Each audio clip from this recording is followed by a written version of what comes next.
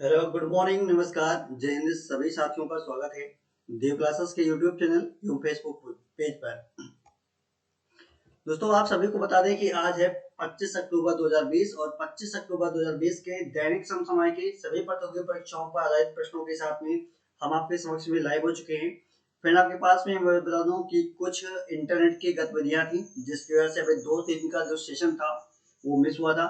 लेकिन साथियों, क्या करेंगे, ये जो 2 दिन का सेशन है वो मैं आपको इन सेशन में क्या करूंगा, सबको कवर कर दूंगा, जिससे आपका जो 2 दिन का जो सेशन छूटा हुआ है वो भी आपका छूटा नहीं रहेगा। हमारे फ्रेंड्स, क्या हुआ था, आपको जो है 1 दिन का सेशन तो मैंने ऑलरेडी आपको चैनल के माध्यम से पहुंचा दिया हुआ है। जो फ्रेंड एक जो आपके पास जो मिसिंग सेशन है वो आपको क्या करेंगे फ्रेंड, 2-3 दिन में क्या करेंगे, सारे क्वेश्चन को हम इसी में कवर कर देंगे, जिससे सारे जो क्वेश्चन है वो कोई भी क्या रहे हमारे साथ में छूट ना रहे। तो चलिए फ्रेंड, शुरुआत करते हैं इसी के साथ में आज के सेशन के लिए। और आज के सेशन का मोटिवेशनल कोर्स क्या है उस पर एक पर ध्यान दीजिएगा। फ्रेंड, आज पे कहा गया है कि तेरी गिरने में तेरी हार नहीं, तो इंसान है अवतार नहीं। गिर, उठ, चल, दौड़, फिर भाग, क्योंकि जीवन संक्षिप्त है, इसका कोई सार नहीं। जी हाँ मेरे प्यारे साथियों, बात कहा गया है कि तेरी गिरने में तेरी हार नहीं, मतलब अगर कोई इंसान क्या होता है, असफल हो जाता है, तो ऐसा ये नहीं है कि वो जिंदगी में कभी सफल नहीं हो सकता है। तो इंसान है, कोई अवतार नहीं। कहने का मतलब फ्रेंड्स यहाँ पे है, आप एक इंसान हैं, आपसे गलतियां भी हुई, आप वहां पर असफलता भी मिलेगी। आपको ऐसे भगवान तो है नहीं कि जिससे आप क्या हो, कोई बात सोच ली और डायरेक्टली क्या हो जाए, वो चीज हो जाता है। तो क्या है, आप एक इंसान है, इसलिए आपका सबसे मूल्य कर्तव्य है कि आप प्रयासरत रहिए। गिर, उठ, चल, दौड़, फिर भाग, मतलब अगर आपके पास कुछ भी नहीं है तो आप गिर रहे हैं, बार बार गिरिए, उठिए, चलिए, दौड़िए, फिर भागिए। और ये जीवन क्या है, संक्षिप्त है, मतलब छोटा है, ऐसा कोई सार नहीं है। इसलिए हमेशा फ्रेंड क्या करना चाहिए, हमेशा प्रयासरत रहना चाहिए किसी भी काम को हासिल करने में या किसी भी मंजिल तक, किसी भी हद तक पहुंचने के लिए। यही फ्रेंड आपके लिए क्या है, मोटिवेशनल कोट्स है, आप सभी की जो एक लिए नवीन ऊर्जा देती है, जिससे आप सभी अपनी मंजिल की तरफ क्या होते हैं, बढ़ते रहते हैं। बहुत सारे साथी हैं, ये कहते हैं कि मेरे पास बुक नहीं है, मेरे पास कॉपी नहीं है, मेरे पास कोचिंग सेंटर जाने का सहारा नहीं है, मेरे पास फीस नहीं है। तो साथियों देखिए, तैयारी जिसको करना है वो कहीं से भी कर सकता है। इसीलिए कहा गया है कि शुरुआत उसी समय कर देनी चाहिए। आप अपना पहले लक्ष्य निर्धारित कीजिए, फिर आप उसी को क्या करिए, शुरू कर दीजिए। क्योंकि आपको इंतजार करने से बेहतर है कोई चीज क्या हो, जितना जल्दी शुरू किया जा सके वही आपके लिए क्या होता है, बेहतर मानता है। इसीलिए जितना जल्दी हो उतना जल्दी शुरू कीजिए। कुछ भी हो, जितना भी आपके पास में है वहीं से पेन क्या करिए, अपने जीवन की शुरुआत कीजिए। वो एक दिन आपको क्या करेगा, बहुत बड़ी सफलता की दूर ले जाता है। इसी के साथ फ्रेंड, आज के सेशन का पहला क्वेश्चन ऑन द स्क्रीन जा रहा है। ध्यान दीजिएगा फ्रेंड्स, पहले इस क्वेश्चन में कहा क्या गया है। तो साथियों, आपके लिए सबसे पहला जो क्वेश्चन है वो काफी इंपॉर्टेंट बना हुआ है। कहा गया फ्रेंड यहाँ पे, किसके और वियतनाम में, यानी फ्रेंड दो ऐसे देश हैं और वियतनाम में 19 अक्टूबर 2020 को स्वतंत्र और खुले भारत प्रशांत को सुनिश्चित करने के लिए एक समझौते पर हस्ताक्षर किए हैं। अब साथियों ध्यान रखना, बात की गई किसके बारे में, तो साथियों चीन, जापान, पाकिस्तान और अमेरिका। तो साथियों दो चीज तो आपके पास हो नहीं सकता यहाँ से, ठीक है ना। अगर देखा जाए तो मैक्सिमम चीजें आपके पास दो चीजें नहीं बन सकती हैं। एक तो पाकिस्तान के साथ में कोई जो है कंट्री जल्दी संबंध नहीं बनाना चाहता है, तो दूसरा साथियों क्या है, कोई चीन के साथ में अपना संबंध स्थापित नहीं करना चाह रहे। तो दो तो यहाँ से पूरी तरह से प्रिंट करिएगा, काट दीजिएगा, समझ में आया। दो का पत्ता साथियों पहले फ्रेंड क्या है, ये गोला है, ठीक है ना। अब आपको साथियों बचेगा दो चीज, एक तो वियतनाम की बात हो रही है, तो वियतनाम से अगर फ्रेंड बात करेंगे तो सीधा सीधा संबंध आएगा, क्योंकि इसके संबंध क्या है, जापान से काफी ज्यादा मजबूत है। क्या साथियों, जापान से इसके संबंध जो वियतनाम के हैं वो काफी ज्यादा मजबूत हैं। इसीलिए से फ्रेंड्स क्या बनेगा यहाँ पे, अपना जो राइट आंसर बन जाएगा वो बन जाएगा जापान। जापान और वियतनाम ने 19 अक्टूबर 2020 को स्वतंत्र और खुले भारत प्रशांत को सुनिश्चित करने के लिए एक समझौते पर हस्ताक्षर किए हैं। अभी साथियों पूरा तरह समझेंगे कि स्वतंत्र और खुले भारत प्रशांत है क्या। तो यहाँ तक फिर आपको समझ में आ चुका है कि भारत क्या है, जापान और वियतनाम के बीच में क्या हुआ है, एक समझौता किया गया है। अब आगे बहन समझते हैं कि वो समझौता किस क्षेत्र पर हुआ है। इस समझौते के तहत साथियों क्या होगा, जापान वियतनाम को अपनी रक्षा उपकरण का क्या कर सकता है, निर्यात कर सकता है। अभी पिंड कहता है यहाँ पर रोक लगी हुई थी, लेकिन अब क्या करेगा, जापान जो है अपने रक्षा उपकरण है, कोई भी रक्षा उपकरण है साथियों, तो वो क्या करेगा, अब वियतनाम को देने के लिए पूरी तरह से फिर क्या करेगा, मंजूरी दे दी है। साथियों एक बार और समझिएगा टॉपिक क्या है आगे। जापान जो होगा, जितने भी दक्षिण पूर्व एशियाई देश हैं, ठीक है ना, जितने भी क्या दक्षिण जो पूर्व एशियाई देशों में अपने संबंध को बढ़ाने के लिए इंडो पैसिफिक, क्या होगा साथियों, इंडो पैसिफिक में देशों के साथ में कई तरह के समझौते कराए। अब साथियों बात करेंगे दक्षिण जो पूर्व एशिया है, क्या रहेगा साथियों, दक्षिण पूर्व एशिया में आपके साथ में क्या आएगा, मलेशिया हो गया, ठीक है ना, वियतनाम हो जाएगा, इसके साथ में फ्रेंड बांग्लादेश हो जाएगा, और जितने फ्रेंड साथियों क्या बनेंगे वो क्या आएंगे, दक्षिण पूर्व एशिया के मुख्य रूप में माने जाते हैं। तो फ्रेंड इनसे क्या कर रहा है, चीन से देखिए बदला लेने के लिए मुख्य रूप से फ्रेंड क्या है कि चीन अपना जो है अपना अस्तित्व जो होगा वो प्रशांत महासागर में स्थापित करना चाह रहे हैं। लेकिन क्या कर रहा है फ्रेंड साथियों, भारत जो मुख्य काम है वो क्या करता है, जिसके साथ में वो क्या कर रहा है, आगे बढ़ता है, ठीक है ना, जिसके साथ में साथियों वो आगे बढ़ता है उसके साथ में भारत क्या करता है, कानाफूसी कर देता है। और वो जो जितने भी चीन के साथ में जितना भी संबंध बनता है वो क्या होता है फ्रेंड, तुरंत ही क्या होता है, बिगड़ जाता है। जैसे अभी फ्रेंड देखिएगा, इसने सबसे पहले फ्रेंड किसको किया, नेपाल को किया। अब नेपाल ने फ्रेंड क्या किया, सबसे पहले फ्रेंड चीन नेपाल के साथ में अपना जो है कुछ संबंध बनाए, लेकिन जैसे फ्रेंड क्या हुआ, भारत ने अपना दबाव बनाया, चीन भी क्या हुआ, पीछे था। इसके बाद में फ्रेंड देखिएगा बांग्लादेश के साथ में हुआ, क्या हुआ साथियों, और बांग्लादेश के साथ में हुआ क्या था साथियों, मैं आपको बताना चाहूंगा कि बांग्लादेश का जो अभी मैप देखेंगे, ये फ्रेंड मान लिया क्या है, ये फ्रेंड क्या है, बांग्लादेश का ये मैप देख लीजिए, ये फ्रेंड बांग्लादेश का मैप है, ठीक है ना, मान लिया फ्रेंड क्या है, बांग्लादेश है। तो बांग्लादेश का जो यहाँ पे फ्रेंड क्या कर रहा था, चाइना एक अपना सी पोर्ट बनाना चाह रहा था, क्या होता फ्रेंड, सी पोर्ट बनाना चाह रहा था, वो भी किसकी मदद से, कह रहा था कि मैं आपको पैसे उधार दूंगा, क्या करूंगा फ्रेंड, चाइना ने कहा कि मैं बांग्लादेश को क्या करूंगा, पैसे उधार दूंगा, और उस पैसे से क्या करेंगे, अपना सी पोर्ट बनाएंगे।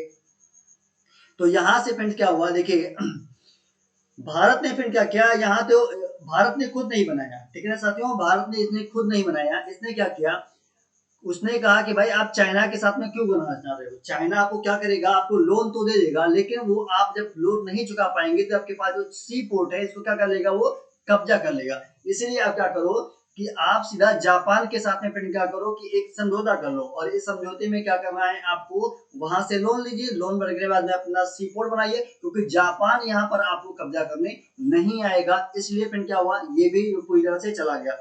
अभी फ्रेंड देखिएगा, इस प्रकार का जो हुआ था वो श्रीलंका के साथ में हुआ था। श्रीलंका से साथ में क्या हुआ साथियों, समझिएगा इसको, चीन ने श्रीलंका को दिया ब्याज पर पैसा, और जब श्रीलंका ने वह पैसा नहीं चुका पाया तो वहां का जो सी पोर्ट था, यानी कि जो जहाज का फ्रेंड जो पोर्ट था, जिसे के बाद में कहते हैं बंदरगाह था, उस बंदरगाह को फ्रेंड क्या कर लिया, पूरा कब्जा कर लिया। इसी तरह से फ्रेंड इसको बचाने के लिए, ठीक है ना साथियों, श्रीलंका तो क्या हुआ, ये तो बर्बाद हो गया, क्या हो गया साथियों, ये क्या होगा, ये तो बर्बाद हो गया। लेकिन साथियों इसको बचाने के लिए नेपाल को और इसके साथ में जो बांग्लादेश है, भूटान है, इन देशों को क्या कर रहा है, ये बचाने का कार्य कर रहा है। तो साथियों जो वियतनाम का ये संबंध हुआ था, पहले ये क्या कर रहा था, चीन के साथ में कर रहा था, लेकिन भारत ने क्या हुआ, इसको कानाफूसी करके बाद में जापान को भी क्या कर दिया, इसमें शामिल कर दिया, और चीन के साथ में जितने संबंध थे इसको क्या कर दिया गया, कैंसिल कर दिया गया। समझ में आ चुका है साथियों। चलिए एक चीज फिर आपके पास नेक्स्ट टॉपिक में आएगा, ये समझौते क्षेत्र में चीन के बढ़ते प्रभाव का मुकाबला करते हैं और विवादित दक्षिण चीन सागर में समुद्री गलियों की क्या करते हैं, रक्षा करते हैं। साथियों मैं पहले बताया था क्या चीज था, अब वो फिर क्या हो गया कि ये क्या होते हैं, जो दक्षिण चीन सागर है उसमें क्या होता है, जितना भी गलियारा होता है उस समुद्र गलियारे में क्या करते हैं, रक्षा करने के उद्देश्य से मुख्य रूप से ये स्थापित किया गया है। तो पहले फिर क्या था, वियतनाम ने दूसरे कंट्री के साथ में किया, लेकिन बाद में क्या हुआ, जापान के साथ में जब साथों किया, पहले फिर क्या हुआ, जापान का और चीन का संबंध था, लेकिन बाद में फिर क्या हुआ, इसको वियतनाम को भी शामिल कर लिया गया, और चीन को क्या हुआ, इस सूची से बाहर कर दिया गया। समझ में आ चुका होगा साथियों, उम्मीद करता हूं। अगला फिर जो टॉपिक है, समझौते के तहत देशों ने आतंकवाद विरोधी उपायों में सहयोग करने की बात को भी स्वीकार किया है।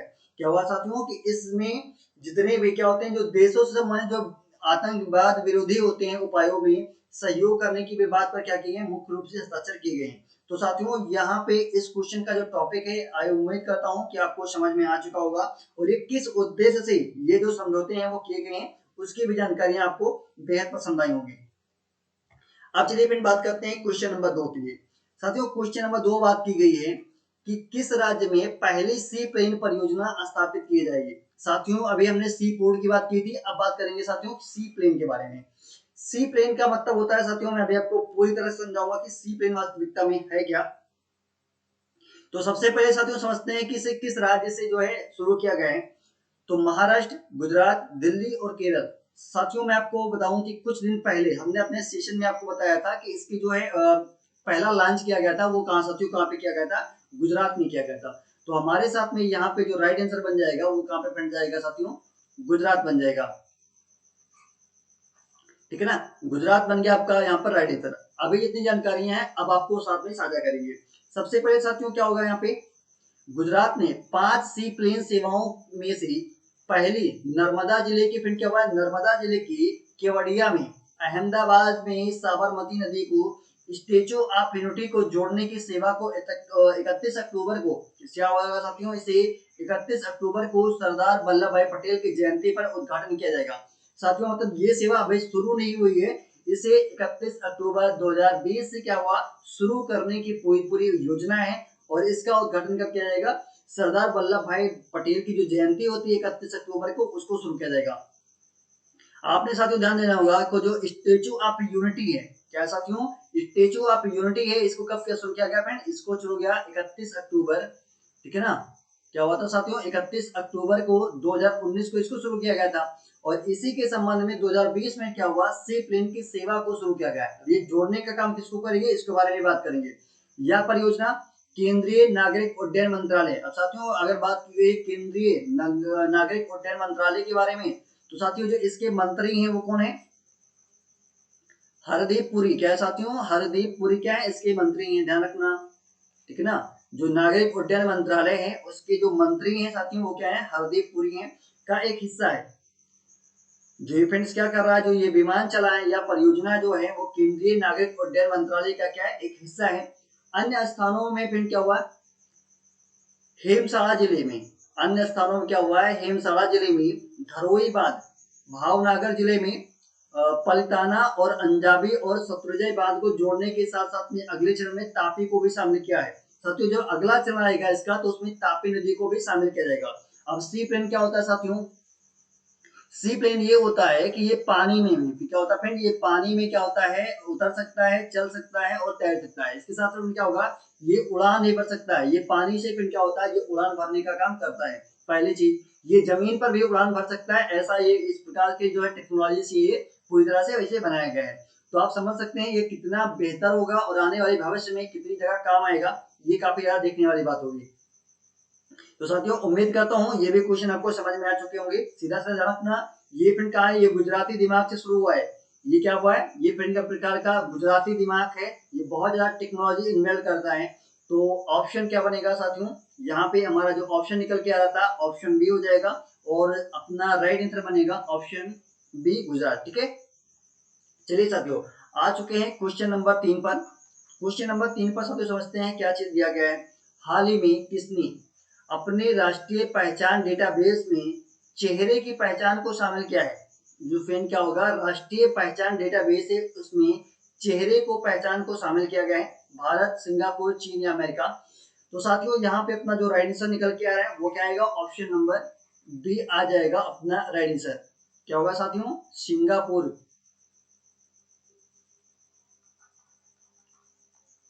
क्या हो जाएगा साथियों, सिंगापुर बन जाएगा अपना यहाँ पे राइट आंसर। ठीक है ना, तो हो जाएगा सिंगापुर हो जाएगा अपना राइट आंसर। अभी साथियों पूरी तरह से समझिएगा क्योंकि अभी पास बहुत सारे आपके पास जो टॉपिक है वो आपको मैं लेके आया हूँ। सिंगापुर ने अपने राष्ट्रीय पहचान डेटाबेस में चेहरे की पहचान करने को भी शामिल किया है। वह इस प्रकार से अपनी राष्ट्रीय डेटाबेस में प्रौद्योगिकी को शामिल करने वाला पहला देश बना हुआ है। क्या हुआ फ्रेंड, जो राष्ट्रीय डेटाबेस है उसमें जो प्रौद्योगिकी है यानी कि जो टेक्नोलॉजी है इसको इन्वेंट करने वाला पहला देश बना हुआ है। सिस्टम में प्रिंट क्या हुआ है, सिप पास, सिस्टम को सिंग पास फेस वेरिफिकेशन कहा जाता है। सिस्टम को क्या होगा फ्रेंड साथियों, सिंग पास फेस वेरिफिकेशन कहा जाता है। और इसके द्वारा फ्रेंड क्या किया जाएगा, इसे पूरी तरह से जो डेटाबेस है इसको सुरक्षित रखने के उद्देश्य से इसे तैयार किया गया है। यह सार्वजनिक आवास, अनुप्रयोगों और कर घोषणाओं सहित 400 ऑनलाइन सेवा प्रदाता चेहरे की पहचान प्रणाली का उपयोग टैबलेट, कंप्यूटर, सार्वजनिक कियोस्क और सेल फोन पर किया जा सकता है। साथियों ये एक विशेष प्रकार की क्या है साथियों, ये एक विशेष प्रकार की सिक्योरिटी रीजन से देश से तैयार किया गया है। अब साथियों राष्ट्रीय डेटाबेस की बात की गई है, जैसे आपके पास आधार कार्ड है, पैन कार्ड है, तो साथियों इन सब जगह पर आपको डाउनलोड करने के लिए या आपको किसी भी अपने यूज के लिए आपको क्या करना होगा, एक फेस वेरिफिकेशन जो होगा वो देना होगा, जिससे ये पता लगे कि जो व्यक्ति है वो वही व्यक्ति इस्तेमाल कर रहा है जिसका वो डेटाबेस मुख्य रूप से बनाया गया है। तो आप समझ रहे हैं ये किस प्रकार की टेक्नोलॉजी है। 400 ऑनलाइन सेवाएं क्या होता है प्रदान करने के लिए चेहरे की पहचान प्रणाली का उपयोग टैबलेट, कंप्यूटर, सार्वजनिक जो केशक होते हैं, आप क्या कहते हैं जो सीएससी सेंटर होता है या केशक बैंकिंग होते हैं वहां से आप कर सकते हैं। इसके अलावा अपने मोबाइल फोन से भी इसका उपयोग कर सकते हैं। भारत नागरिकों के चेहरे में बायोमेट्रिक डेटा संग्रहित करके बायोमेट्रिक नागरिक पहचान दस्तावेज जारी करने वाला दुनिया का पहला देश कौन सा बन गया है, भारत बना था। साथियों ध्यान रखना यहाँ पे भारत क्या होगा साथियों, नाविकों के चेहरे को बायोमेट्रिक डेटा संग्रहित करके, साथियों क्या हुआ है, भारत नागरिकों के चेहरे की बायोमेट्रिक डेटा संग्रहित करके बायोमेट्रिक नाविक पहचान दस्तावेज जारी करने वाला दुनिया का ऐसा पहला देश बना है। वो फिर कौन है, भारत बना है। लेकिन अगर फिर चेहरे की बात की जाएगी, चेहरे से अगर बायोमेट्रिक डाटा कोई यूज कर रहा है, बायोमेट्रिक का सत्य मतलब क्या होता है साथियों, आपके फिंगर ले लेगा, ठीक है ना, फिंगर स्कैनिंग होता है तो वो तो इंडिया ने किया है। लेकिन अगर फेस का डिटेक्शन क्या है तो साथियों वो किसने किया है, वो क्या है, सिंगापुर ने। उम्मीद करता हूँ फ्रेंड टॉपिक समझ में आ चुका होगा। दोनों चीजें अलग अलग चीजें हैं, एक तो है साथियों फेस वेरिफिकेशन और एक क्या है आपके पास में फिंगरप्रिंट वेरिफिकेशन, जिसे हम बायोमेट्रिक के रूप में जानते हैं। साथियों एक होता है हमारे पास में आइरिस वेरिफिकेशन। तो साथियों आइरिस वेरिफिकेशन भी आपके पास कहाँ लगा था, ये आपके साथ में आधार कार्ड जब आप नामांकन करवाते हैं तब क्या होता है, आइरिस वेरिफिकेशन दिया जाता है। इसके साथ में जब आप साथियों एमपी का फॉर्म भरेंगे, कहाँ का, एमपी का फॉर्म भरेंगे, तब भी आप आइरिस वेरिफिकेशन के माध्यम से अपना जो एक फ्रेंड प्रोफाइल है वो क्रिएट करना होता है। या तो आप आधार सीडिंग से करिए या आप क्या फ्रेंड बायोमेट्रिक से कीजिए, या आपके पास क्या होता है जो आइरिस स्कैनर होता है उसके माध्यम से आप इस वेरिफिकेशन को पूर्ण कर सकते हैं। क्या होगा साथियों, जो आपके पास में एमपी का जो फॉर्म होता है, ठीक है ना, एमपी के फॉर्म में आपके पास जो प्रोफाइल क्रिएशन होता है उसमें 3 प्रकार के वेरिफिकेशन हो सकते हैं। पहला तो साथियों क्या है, ओटीपी है। दूसरा साथियों क्या है, वो क्या है, बायोमेट्रिक है। क्या होता है, बायोमेट्रिक होता है। और बायोमेट्रिक के साथ में फिर क्या होता है, आइरिस। क्या होता है साथियों, आइरिस होता है। आइरिस क्या होता है, स्कैनर से आप माध्यम से भी क्या होता है, ये चीज आपने जो प्रोफाइल है उसको आप सिक्योर कर सकते हैं, उसका वेरिफिकेशन कर सकते हैं। ये एमपी के फॉर्म में सिर्फ लागू किया गया है। ये साथियों क्या होगा, जो विशेष प्रकार की सुविधाएं वो मध्य प्रदेश के जितने भी लगभग फॉर्म है लगभग आपको उसमें सारे को देखने को मिलेंगे। तो दोस्तों उम्मीद करता हूँ क्वेश्चन नंबर जो 4 था वो भी आपके समझ में आ चुका होगा। साथियों बढ़ते हैं क्वेश्चन नंबर 4 के लिए। जी माफ कीजिएगा, 3 नंबर क्वेश्चन समझ में आ चुका होगा, क्वेश्चन नंबर 4 के लिए हम अब बढ़ रहे हैं। साथियों बात की गई है कि सैट मिसाइल नाग का एक संस्करण है। क्या होगा, जो सैट मिसाइल है वो साथियों नाग मिसाइल का एक क्या है, संस्करण है। संस्करण मतलब होता है उसी का एक रूप होता है जिसे नेक्स्ट जनरेशन में क्या कहता है, प्रमोट किया जाता है। तो बात की गई साथियों जो में लॉन्च किया गया था, यानी जो फिर क्या हुआ था, जो सैट मिसाइल नाग है इसे कब लॉन्च किया गया था आपको ये बताना है।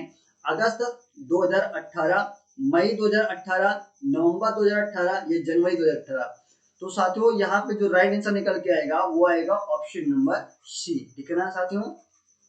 नवंबर 2018 में क्या हुआ था, इसे लॉन्च किया गया था। अब साथियों बात की गई लॉन्च किया गया था 2018 में, तो वर्तमान में चर्चा में क्यों बना हुआ है, तो इसके बारे में फिर आपको बात करेंगे नेक्स्ट स्लाइड में।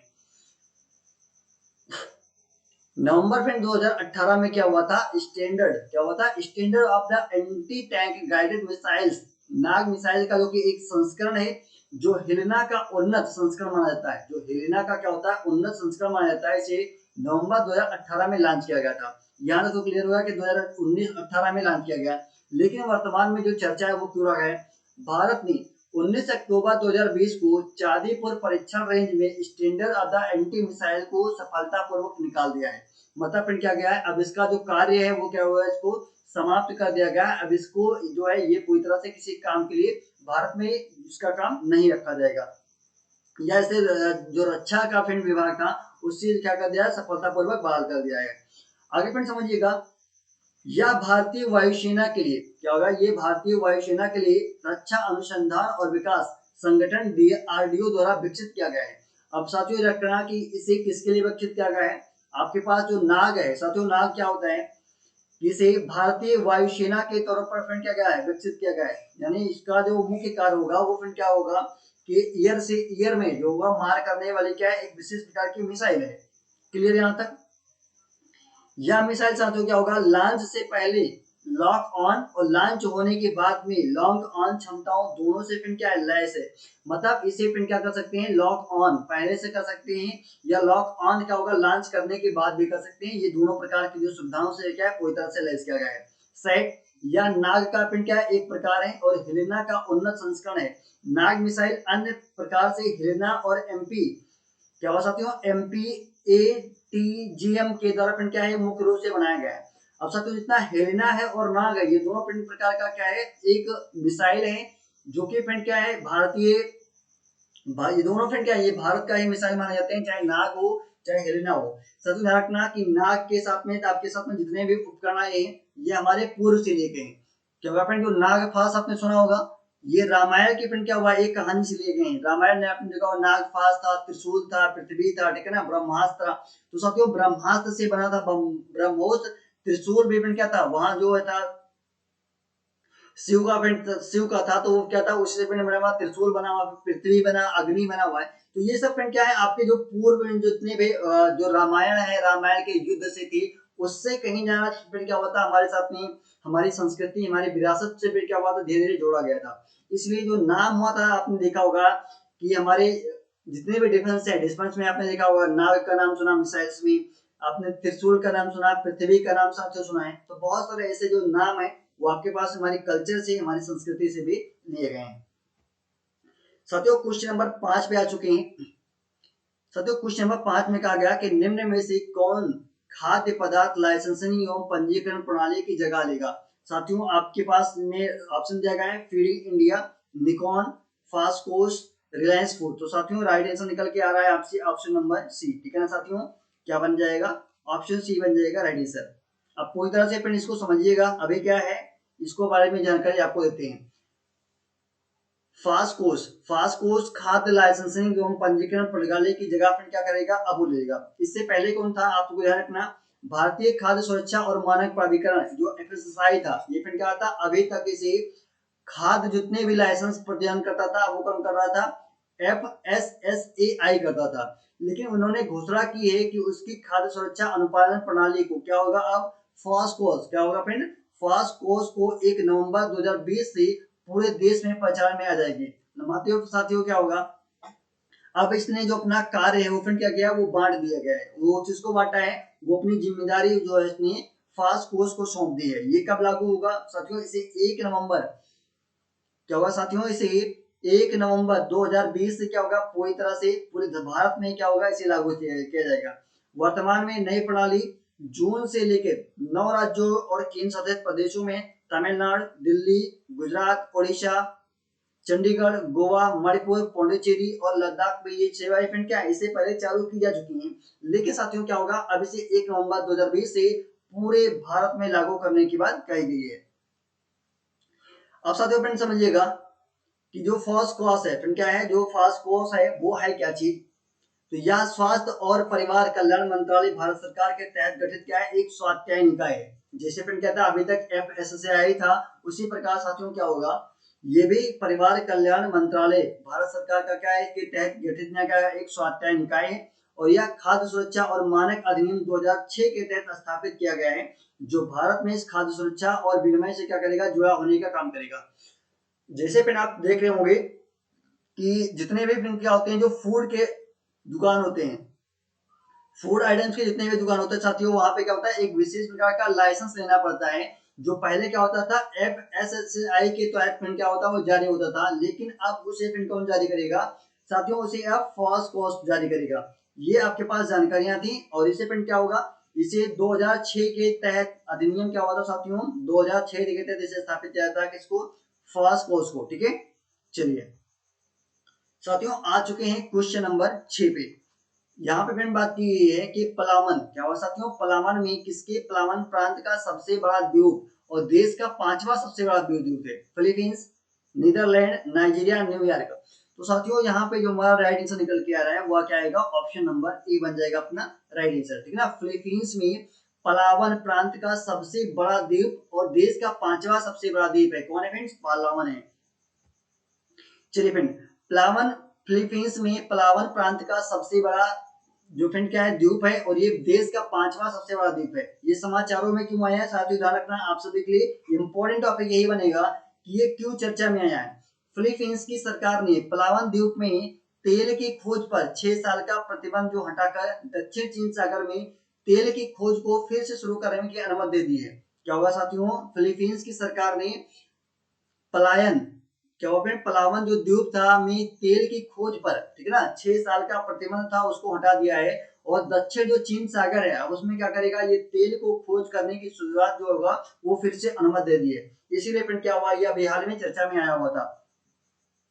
साथियों विवरण क्या रहा है, संयुक्त राष्ट्र समुद्री कानून संघ क्या हुआ फ्रेंड, जो संयुक्त राष्ट्र का जो समुद्री कानून संघ है जिसे यूएनसीओएल के रूप में जाना जाता है, के अनुसार वह क्षेत्र जिस क्षेत्र में फिलीपींस सरकार को तेल की खोज की शुरू करनी है वह विशेष तौर पर आर्थिक क्षेत्र के भीतर आता है। साथियों जो समुद्र है, समुद्र को भी क्या हो गया, विशेष तौर पर सभी देशों के उद्देश्य से क्या हुआ, बांटा गया है। इसलिए अभी तक वो क्या करता, वो चीन अपना जो है कब्जा बता रहा था, इसलिए उस पर क्या हुआ था साथियों, फिलीपींस ने प्रतिबंध लगा दिया था कि आप वहां पर जो होगा तेल की खोज नहीं कर सकते। लेकिन साथियों क्या हुआ, जो संयुक्त राष्ट्र का जो क्या था, जो समुद्री कानूनी जो संघ था उसके तहत क्या हुआ, इसको अनुमति मिलेगी किसको, फिलीपींस को, कि वो अपनी सरकार को आदेश दे कि जो तेल खोज की जो उसने प्रक्रिया शुरू कर रही थी अब वो शुरू करता है, क्योंकि यह देश में विशेष आर्थिक क्षेत्र के भीतर में आ जाता है, जिससे देश की जो आर्थिक समस्याएं हैं उसको निपटाया जा सके। तो साथियों उम्मीद करता हूँ टॉपिक ये भी समझ में आ चुका होगा। चलिए फ्रेंड बात करते हैं क्वेश्चन नंबर 7 के लिए। साथियों क्वेश्चन नंबर 7 पे भी गई है कि एशिया पावर इंडेक्स 2020 में, साथियों क्या हुआ, एशिया पावर इंडेक्स 2020 में भारत कौन से स्थान पर है। तो साथियों यहाँ पे पहला, दूसरा, तीसरा या चौथा, साथियों भाई ट्रेनिंग से बनेगा ऑप्शन नंबर चौथे स्थान पर है एशिया में पावर इंडेक्स 2020 के किए गए रैंकिंग के अनुसार में। एशिया पावर इंडेक्स 2020 में भारत फिर क्या है, चौथे स्थान पर है। इस इंडेक्स में एशिया की प्रमुख शक्तिशाली देशों की रैंकिंग की जाती है और देशों के पास क्या है और वे क्या करते हैं, ठीक है साथियों, क्या है यानी कि उनकी अर्थव्यवस्था किस प्रकार से है, उनकी शक्ति किस जो है सैन्य शक्ति किस प्रकार से है, इस प्रकार के बारे में फिर क्या होता है, जानकारियों के आधार पर इस रैंकिंग को तैयार किया जाता है। संसाधन और प्रभाव क्या होगा साथियों, संसाधन और प्रभाव के आधार पर यह रैंकिंग जारी की जाती है। इसमें साथियों क्या होगा, नंबर 1 पर कौन बना होगा, साथियों नंबर 1 पर फ्रेंड क्या इस श्रेणी में है अमेरिका, ठीक है ना साथियों, क्या होगा नंबर 1 श्रेणी पे ये अमेरिका है। नंबर 2 पर फ्रेंड क्या है साथियों, नंबर 2 पर है चीन और नंबर 3 पर है जापान है, ठीक है ना साथियों। नंबर 4 पर कौन है, वो 3 को पहले कौन है, जापान है और नंबर 4 पर साथियों कौन है, वो आपके साथ में भारत में रहेगा, ठीक है ना। नंबर 4 पर साथियों कौन है, वो रहेगा भारत। तो तीन चीजें हैं। ये फिर क्या हुआ, एशिया इंडेक्स 2020 ये एशिया के द्वारा जारी किया जाता है, लेकिन ये संसार के सभी मैक्स जो देश हैं लगभग उनके बारे में शक्तिशाली के रूप में माना जाता है। तो नंबर 1 पर चाइना है, नंबर 2 पर कौन है, चीन है, नंबर 3 पर कौन है, जापान है। ये क्या है, जो सबसे शक्तिशाली देश माने जाते हैं, चाहे आप संसाधन के रूप में देख लीजिए या आप सैन्य या प्रभाव के रूप में देख लीजिए। तो साथियों टॉपिक समझ में आ चुका होगा। चलिए फिर बात करते हैं क्वेश्चन नंबर 8 के लिए। साथियों क्वेश्चन नंबर 8 में कहा गया है कि निम्न में से किसने एक ठोस कचरे की सतत प्रसंस्करण सुविधा को विकसित किया गया है। प्रसंस्करण मतलब तो है फ्रेंड्स, जो ठोस कचरा है उसको यूजेबल किस तरह से किया जाए उसके लिए एक विशेष प्रकार की टेक्नोलॉजी इन्वेंट की गई है। तो वो किसके द्वारा किया गया है, नासा, इसरो, CMERA या फिर क्या है JAKXA, ठीक है ना, जाक्सा। तो आपके पास राइट आंसर साथियों क्या बनेगा, हमारे पास जो निकल के साथियों आ रहा है वो आ रहा है ऑप्शन नंबर सी, ठीक है ना। क्या आएगा साथियों, ऑप्शन नंबर सी बनेगा यहाँ से रेडी सर। देखिए भाई साथियों कि दो क्वेश्चन तो आपके पास ऑलरेडी गलत हैं। क्या चीज, एक तो नासा गलत है यहाँ से। नासा क्यों गलत है, क्योंकि साथियों ये लिखा है, ये क्या फ्रेंड एक स्पेस ऑर्गेनाइजेशन है, ठीक है ना। नासा और जो इसरो है वो क्या है, स्पेस ऑर्गेनाइजेशन है, इसलिए ये तो कर नहीं सकते हैं क्योंकि ये पृथ्वी का काम है, कचरा पृथ्वी और क्या अंतरिक्ष से कोई संबंध है नहीं। तो दो तो आपको यहाँ पे फ्रेंड दिया, पूरी तरह से काट देना है। बचेगा फ्रेंड कितना है, CMERI। अब साथियों इसके बारे में जितनी जानकारियां होंगी वो आपके समक्ष में बताते चलेंगे। साथियों ठोस कचरे का जो स्वतंत्र क्या है, प्रसंस्करण सुविधा को वैज्ञानिक और औद्योगिक अनुसंधान परिषद CSIR केंद्रीय का फ्रेंड क्या जो एक हिस्सा है, जो CSIR का क्या है एक हिस्सा है या उसका एक केंद्र माना जाता है, जिसे सेंट्रल मैकेनिकल इंजीनियरिंग अनुसंधान ऑर्गेनाइजेशन यानी कि रिसर्च ऑर्गेनाइजेशन के रूप में जाता है। इसका जो फिर नाम है शॉर्ट में देखेंगे तो क्या फ्रेंड इसे CMERI के रूप में जाना जाता है, के द्वारा विकसित किया गया है। इस सुविधा ने ठोस अपशिष्ट के विकेंद्रीय जो विघटन करने की जो मदद होगी उसमें क्या करेगी, इसे तैयार किया गया है। साथियों ये जो ठोस अपशिष्ट है उसका क्या करेगा, छोटे छोटे टुकड़ों में विघटन यानी कि तोड़ने में क्या करेगा, ये मदद करता है। प्रणाली का उद्देश्य क्या है, अलगाव की जिम्मेदारियों को पूरा करना, जो उन्नत अलगाव तकनीकी युक्त का निस्तारित प्रक्रिया को अपनाकर हासिल किया जाता है। सिस्टम में जैव पाचन प्रक्रिया को अपनाना है क्योंकि इसमें न्यूनतम प्रदूषक कारक बनता है। अब साथियों जैव पाचन प्रक्रिया आपके पास सभी को पता होगा क्या है। साथियों जैव पाचन का मतलब होता है हमारे जितने भी इन्वायरमेंट है उसमें का जो भी ठोस क्या अपशिष्ट पदार्थ होते हैं उसको हम यूज करें या इसके पॉइंट क्या करें आप, तो या तो अपने पूरी तरह से करने की वो सड़ गल जाए, ठीक है ना। तो दो चीजें होती हैं, या तो उसको सड़ने करने योग्य बनाए या उसका फ्रेंड क्या करें हम पुनः से उसका रिसाइकलिंग करने, दो चीज उद्देश्य से होता है। तो इसको छोटे छोटे टुकड़ों में क्या करें फ्रेंड तोड़ने का काम करेगा जिससे हम पूरा उसे पुनः रीयूज कर सकें। इसका जो मुख्य उद्देश्य है इसके लिए बनाया गया है। अब बात हो रही है किसके, CMIERI के बारे में। यह दुर्गापुर पश्चिम बंगाल भारत में क्या होगा, एक सार्वजनिक इंजीनियरिंग अनुसंधान विकास संस्थान है और यह भारतीय वैज्ञानिक अनुसंधान परिषद CSIR क्या होगा फ्रेंड, CSIR की एक प्रयोगशाला है। कौन साथियों प्रयोगशाला है, जो इंजीनियरिंग अनुसंधान और विकास संस्थान है वो फिर क्या है एक विशेष प्रकार की CSIR की क्या है एक प्रयोगशाला है। साथियों बात हो रही है दुर्गापुर पश्चिम बंगाल की, तो यहाँ पे एक बार अभी कुछ दिन पहले चर्चा में आया था, वो क्यों चर्चा में आया था इसके बारे में जानकारियां आप सभी ध्यान रखना। तो फ्रेंड बात हो रही है दुर्गापुर के लिए, तो यहीं पर फ्रेंड क्या हुआ था, भारत का नहीं फ्रेंड क्या हुआ था, विश्व का सबसे बड़ा, साथियों क्या हुआ है, विश्व का सबसे बड़ा सौर वृक्ष जो है वो तैयार किया था, ठीक है ना, सौर वृक्ष लगाया गया था, ठीक है ना साथियों। क्या हुआ था यहीं पर दुर्गापुर में ही पश्चिम बंगाल में है, कोलकाता के एरिया में, वहां पर क्या हुआ था, विश्व का सबसे बड़ा सौर वृक्ष जो है उसे तैयार किया गया था। तो साथियों टॉपिक समझ में आ चुका होगा। चलिए फ्रेंड बात करते हैं क्वेश्चन नंबर 9 के लिए। क्वेश्चन नंबर 9 में कहा गया है कि किसने भारत अमेरिका और जापान के साथ में मालाबार नौसेना अभ्यास में शामिल होने की घोषणा कर दी है। तो साथियों चीन तो करेगा नहीं, चीन के साथ में भारत का युद्ध अभ्यास तो कभी हो नहीं सकता है, तो इसको तो पूरी तरह से आप काट दीजिए, ठीक है ना। अब बचेगा साथियों 3 कंट्री, तो यहाँ से जो हमारे पास राइट आंसर निकल के आएगा वो साथियों आएगा ऑप्शन नंबर सी, ठीक है ना, ऑस्ट्रेलिया बनेगा साथियों यहाँ पे राइट आंसर। अब साथियों इसको समझिएगा कि ऑस्ट्रेलिया नहीं, भारत अमेरिका और जापान के साथ में जो मालाबार फिल्म क्या था जिसमें नौसैनिक अभ्यास मुख्य रूप से शामिल होता है, उसमें शामिल होने की अपनी जो स्वीकृति है उसको प्रदान कर दी है। इस अभ्यास का उद्देश्य क्या होगा फ्रेंड, चारों देशों की सेनाओं के बीच में समुद्र क्षेत्र में आपसी सहयोग को मजबूत करना और जो नौसैनिक जहाजों और विमानों की क्षमताओं के साथ में अपनी समुद्री ताकत का प्रदर्शन करना। जिससे साथियों क्या होगा, इसमें दो प्रकार होगी, एक तो फ्रेंड देखिएगा जब अभ्यास होता है तो दो कारकों में बढ़ता है, एक तरफ से फ्रेंड क्या होता है अटैक होता है, ये फ्रेंड क्या होता है एक तरफ से फ्रेंड क्या होता है अटैक किया जाता है, और एक तरफ से फ्रेंड क्या होता है इसे डिफेंड किया जाता है। साथियों क्या होता है इसे डिफेंड किया जाता है। तो दो चीजें हैं, एक तो अटैक करेगा एक टीम और एक तरफ साथी क्या करेगी एक तरफ डिफेंड करती है। तो दोनों का क्या होता है जो कॉम्बिनेशन बनता है, कभी मान ले फिर क्या है दो टीम है, एक क्या है टीम ए है एक टीम बी है, तो पहले फिर क्या करेगी टीम ए के ऊपर अटैक करेगी, बाद में फिर क्या करती है टीम जो है बी है वो ए के ऊपर अटैक करेगी। दोनों फ्रेंड क्या होते हैं आपस में इसकी जो पूरी तरह से ट्रेनिंग होती है इसको समझते हैं, और इससे क्या होता है जो ताकत होता है जो समुद्री ताकत होता है उसको महत्वपूर्ण बनाता है। और साथियों इसका मुख्य उद्देश्य क्या है, इसका साथियों जो मुख्य उद्देश्य है वो क्या है, जो चीन के, ठीक है ना, जो चीन के फ्रेंड क्या जो बढ़ते कदम है समुद्रों में क्या हो रहे हैं कब्जा करने के लिए और सब चीजों के लिए इसके उद्देश्य से और बेहतर ढंग से क्या होगा, इसे मजबूत करने के उद्देश्य से इसको ये होगा, ये घोषणा की गई है। साथियों उम्मीद करता हूँ टॉपिक ये भी समझ में आ चुका होगा। अब आ चुके हैं साथियों क्वेश्चन नंबर 10 पे। साथियों क्वेश्चन नंबर 10 में बात की गई है कि किस व्यक्ति को पहली बार ISA और सौर पुरस्कार के तहत कल्पना चावला से सम्मानित किया गया है। क्या होगा साथियों, कल्पना चावला पुरस्कार से सम्मानित किया गया है। तरुण गोवारिकर, भीम सिंह, संजीव रेड्डी, डॉक्टर सुनैना अय्यर। तो साथियों यहाँ पे जो हमारा राइट आंसर निकल के आएगा वो आएगा ऑप्शन नंबर बी, ठीक है ना, डॉक्टर भीम सिंह बनेगा साथियों right answer. Doctor Bhim Singh को पहली बार में क्या हुआ, इसे पहली बार में ISA और पुरस्कार के तहत कल्पना चावला से सम्मानित किया गया है। पहली बार में अंतरराष्ट्रीय सौर गठबंधन सौर पुरस्कार जो है वो दिए गए हैं। किसको दिए गए हैं फिर साथियों, वो दिया गया है भीम सिंह को। पुरस्कार जो होगा उसको 3 श्रेणियों में दी गई है। कल्पना चावला पुरस्कार, विश्वेश्वरैया पुरस्कार और दिवाकर पुरस्कार। ये 3 पुरस्कार मुख्य रूप से क्या होगा इस क्षेत्र में दिए गए हैं।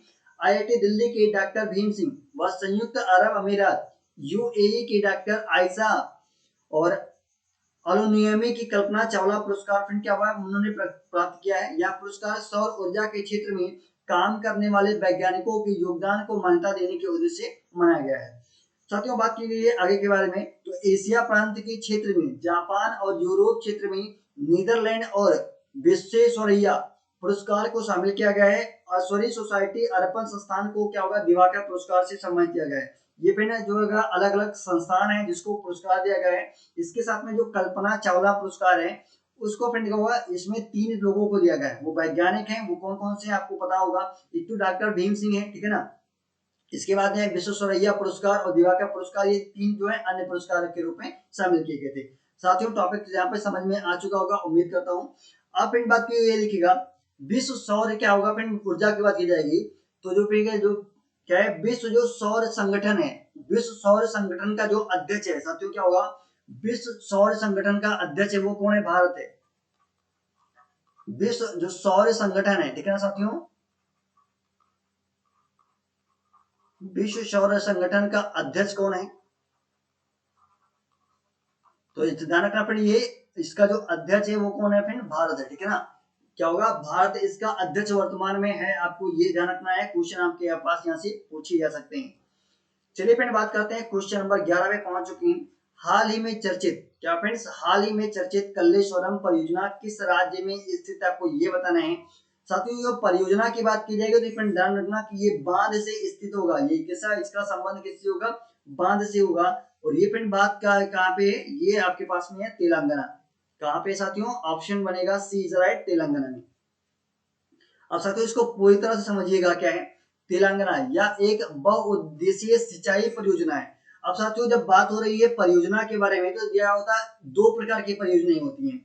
एक तो साथियों होती है वो क्या हो, सिंचाई पर आधारित हो, ठीक है ना, एक तो क्या हो सिंचाई पर आधारित होती है, और दूसरी जो साथियों होती है वो क्या होती है, विद्युत पर आधारित होती है।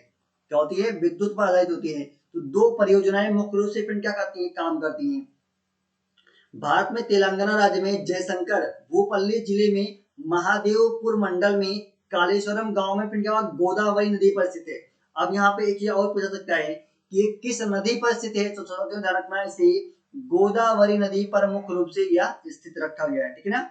यह तेलंगाना के पिछड़ी इलाकों में सिंचाई और पीने का पानी पहुंचाएगा। ये साथियों क्या होगा, सिंचाई यानी मुख्य उद्देश्य जो साथियों रखा गया है, इसे सिंचाई के उद्देश्य से ही रखा गया है, जिसका जो उद्देश्य है वो सिंचाई के लिए और पीने की पानी को पहुंचाना होगा। परियोजना गोदावरी नदी और क्या होगा प्राणहिता नदी के मिलन बिंदु पर शुरू होगी। साथियों मतलब क्या होगा, इसको जो बनाया जाएगा, ये परियोजना होगी, जो बांध होगा इसे तैयार किया जाएगा, इसे गोदावरी नदी और प्राणहिता नदी के मिलन बिंदु पर क्या होगा, इसको काम जो होगा इसका शुरू किया जाएगा। इसे शुरू में प्राणहिता चेवेल्ला परियोजना कहा गया था और 2014 में इसका नाम कल्लेश्वरम परियोजना रखा गया। मतलब फ्रेंड क्या था, ये दोनों अलग अलग नदियां हैं, ठीक है ना। ये क्या था फ्रेंड साथियों, ये प्राणहिता जो चेवेल्ला था इसे पहले 2014 में नाम दिया गया था, लेकिन इसे जो है शुरुआत में नाम दिया गया था, लेकिन 2014 में फिर क्या हुआ, इसका नाम बदलकर कल्लेश्वरम परियोजना रखा गया। अब साथियों बात हो रही है कि 2014 में रखा गया तो वर्तमान में चर्चा में क्यों है, तो साथियों नेशनल ग्रीन जो ट्रिब्यूनेशन है इस परियोजना को पर्यावरणीय मंजूरी दे दी है। मतलब ये क्या होगा, किसी भी प्रकार से पर्यावरण को क्या होगा, हानि पहुंचाने के उद्देश्य से नहीं है, इसलिए क्या हुआ, इसको नेशनल ग्रीन जो ट्रिब्यूनल है उसने क्या हुआ, इस परियोजना को अपनी मोहर दे दी है, अपनी स्वीकृति दे दी है। अधिकरण ने पर्यावरण और वन मंत्रालय को पुनर्वास और राहत उपायों को सुझाव देने की 7 सदस्यीय समय जो विशेषज्ञ समिति को लेकर बनाने की घोषणा भी कर दी है।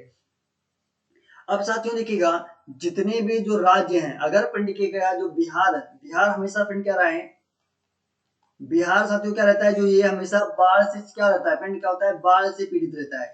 और बाढ़ से इसका जो पीड़ित रहने का कारण क्या है, क्योंकि पिंड जितनी भी उत्तर भारत की जो नदियां हैं, प्रमुख नदियां हैं, वो पिंड क्या होती है, बिहार से होकर ही गुजरती हैं। अब जब देखिएगा, जितनी भी उत्तर भारत की नदियां हैं, इसका जो पानी होता है बाद में फिर क्या होता है, बहुत तेजी के साथ में आता है। बारिश के मौसम में क्या होता है, अचानक जो पानी होता है वो बढ़ जाता है।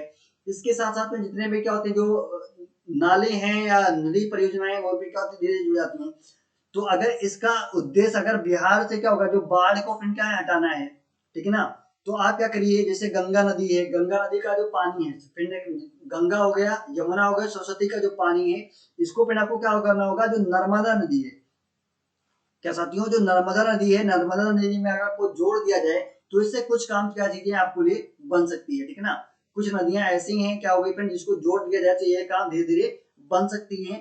तो इस नदी का जो उद्देश्य होगा, ये क्या होगा, जो पानी होगा बिहार में वो कम करेगी और इससे बिहार जो होगा वो मुख्य रूप से बच सकेगा। इसके साथ साथ में इसका जो पानी का उपयोग होगा साथियों, वो क्या होगा, आपके पास में गुजरात में, महाराष्ट्र में, और महाराष्ट्र के साथ में क्या होगा, आपके पास राजस्थान में भी क्या होगा, जो पानी की समस्या है इसको पूरी तरह से निस्तारित किया जा सकता है। और एमपी में भी आपको जो पता होगा कि जो पानी की समस्याएं होती हैं, तो ये सब है जो आपके पास में जितने भी नदियों का पानी है, अगर इसको हम क्या करें, इधर की नदियों में जोड़ दें जो कि मध्य प्रदेश से होकर गुजरती हैं, तो ये क्या करेंगे, ये धीरे धीरे निकल कर आपके पास में जो अरब सागर है साथियों, अरब सागर में भी आपके पास में गिराई जा सकती है। तो साथियों उम्मीद करता हूँ टॉपिक आपको समझ में आ चुका होगा। चलिए फिर बात करते हैं अगले क्वेश्चन की तरफ। साथियों क्वेश्चन नंबर 12 दिया गया है कि पर्यटन मंत्रालय द्वारा जारी भारतीय पर्यटन सांख्यिकी के अनुसार में क्या हुआ साथियों, पर्यटन मंत्रालय के द्वारा भारतीय पर्यटन सांख्यिकी के अनुसार में किस राज्य ने सबसे अधिक घरेलू पर्यटक को आकर्षित किया है। क्या होगा साथियों, घरेलू पर्यटक का मतलब होता है जो अपने देश के पर्यटक हैं उसको आकर्षित किया है। महाराष्ट्र, उत्तर प्रदेश, गुजरात, दिल्ली और उत्तर प्रदेश। तो साथियों यहाँ पे जो अपना राइट आंसर निकल के आएगा वो आएगा ऑप्शन नंबर डी, ठीक है ना साथियों। ऑप्शन क्या बनेगा, उत्तर प्रदेश बन जाएगा यहाँ से राइट आंसर। उत्तर प्रदेश पर्यटन मंत्रालय द्वारा जारी भारतीय पर्यटन सांख्यिकी के अनुसार उत्तर प्रदेश ने देश में सबसे अधिक घरेलू पर्यटकों को क्या कर दिया है, आकर्षित किया है। मुख्य जो निष्कर्ष निकला साथियों वह कहां से निकला समझिएगा, भारत में विदेशी पर्यटकों का आगमन 2019 में क्या हुआ, 2.2% बढ़ा हुआ है। कितना होगा, 2.2% क्या हुआ है, भारत में विदेशी पर्यटकों का जो आगमन है वो बढ़ा है। 2019 में भारत आने वाले विदेशी आगंतुक जो लगभग क्या थे, 28.9% मिलियन थे। इसमें अप्रवासी भारतीय भी शामिल थे। ये मिलियन की बात की गई है, कहता 28.9 मिलियन की पिन बात की गई है। इसमें अप्रवासी भारतीय भी थे। अपन प्रवासी भारतीय क्या होते हैं और अप्रवासी क्या होते हैं, आपको ध्यान रखना है। जो कुछ ऐसे भी होते हैं जो भारत में निवास करते हैं मूल रूप से, वो वहां पे रह रहे हैं, ठीक है ना। और कुछ लोग होते हैं क्या होते हैं जो वहीं पे रहते हैं लेकिन भारत में वो क्या होते हैं, घूमने के लिए आते हैं। तो ये दो प्रकार की चीजें हैं। इसमें फिर देखना कि भारत में जो पर्यटकों के 5 जो शीर्ष देश के आने वाले लोग थे उसमें कौन कौन से लोग थे।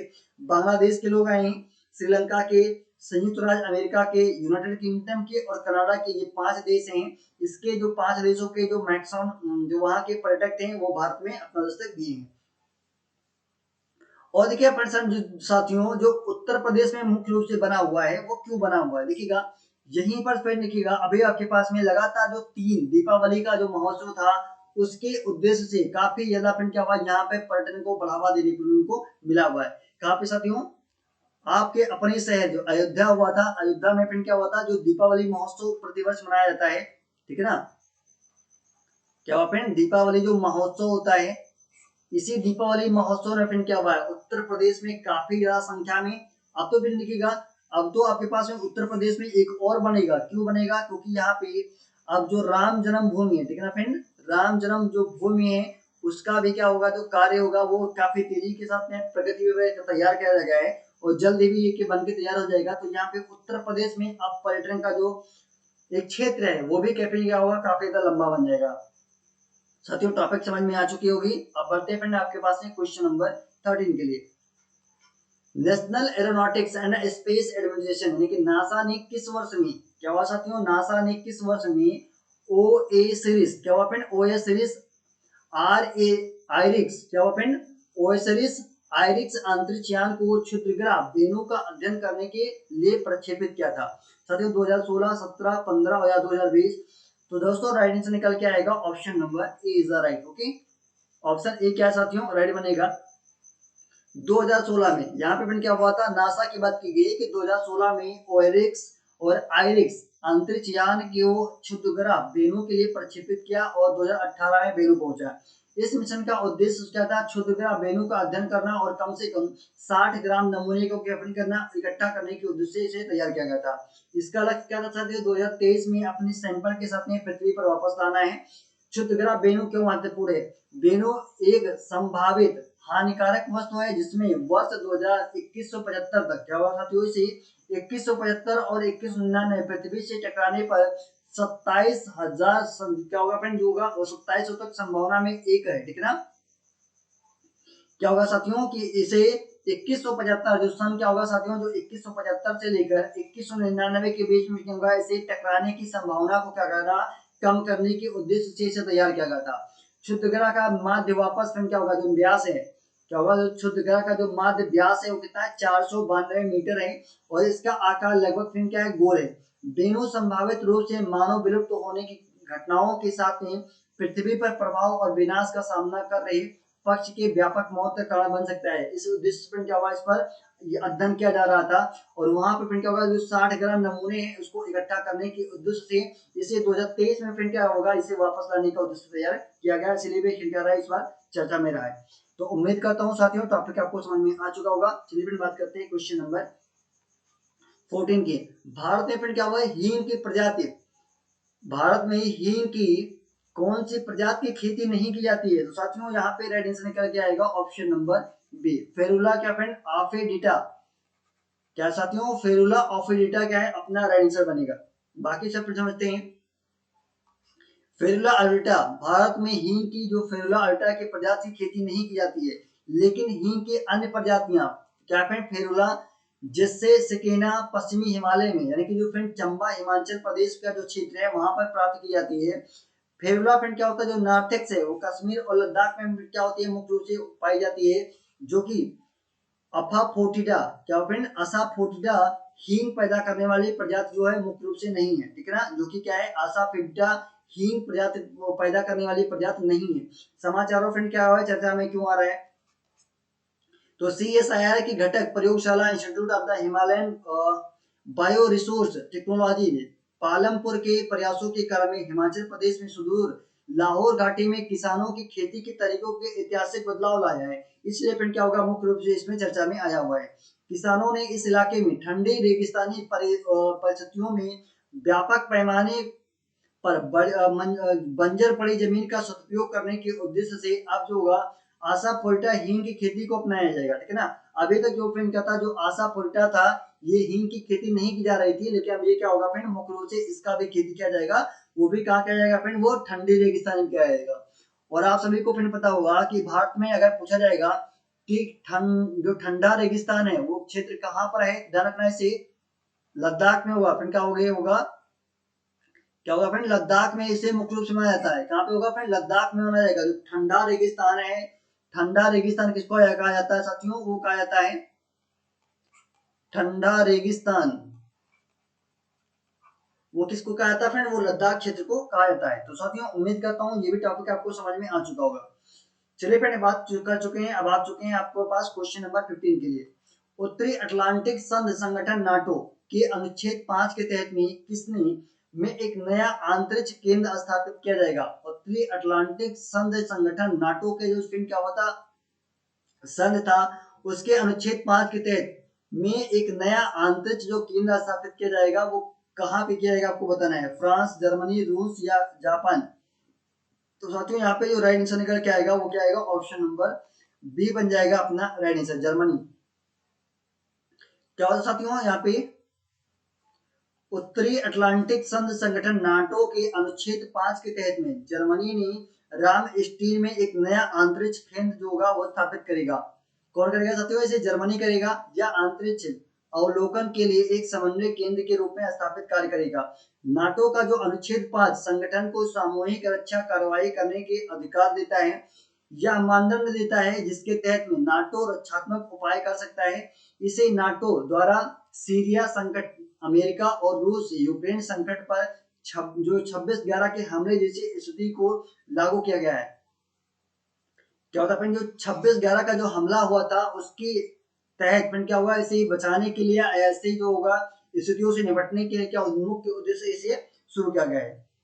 चलिए फिर बात करते हैं क्वेश्चन नंबर 16 की, और आज के सेशन का क्या है, ये लास्ट क्वेश्चन है। BESA, ठीक है ना, संधि भारत और किसके बीच में चौथी और अंतिम सैन्य संधि के रूप में जानी जाती है। अमेरिका सहित चीन है, रूस है, या श्रीलंका बनेगा राइट आंसर। तो साथियों जो यहाँ पे राइट आंसर निकल के आएगा वो आएगा, क्या आएगा आपके पास राइट आंसर साथियों निकल के आ रहा है ऑप्शन नंबर ए, ठीक है ना, यूएसए यानी कि अमेरिका बनेगा यहाँ से राइट आंसर।